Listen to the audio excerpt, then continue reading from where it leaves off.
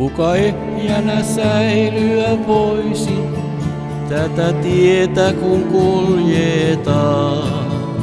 Venen sielussa puhtaana soisi, sävel kirkkaana soinnullaan.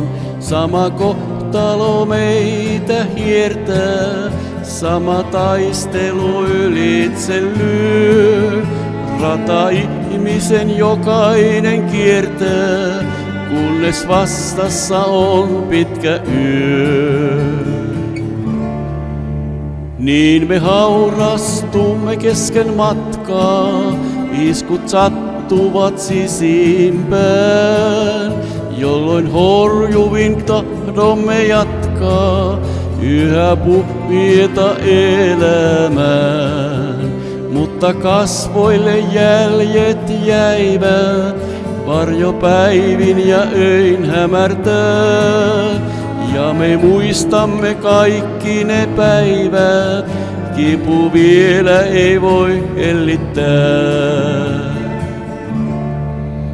Tänään etäältä katsomme maata, jonne murheemme katoaa. Vaikka silmämme ei nähdä saata, lepo jossakin odottaa. Yössä leimua ohreliekin, vasten tuulta se jo nostaa pään. Kivun kautta jos matkamme viekin, Kristus lohduttaa lempeydellään. Kaikki pettymykset, kaikki haavat, sanat kylmät ja raskaat niin. Kerran kuihtuvat pois, kerran saavat, laulut puhjeta korkeuksiin.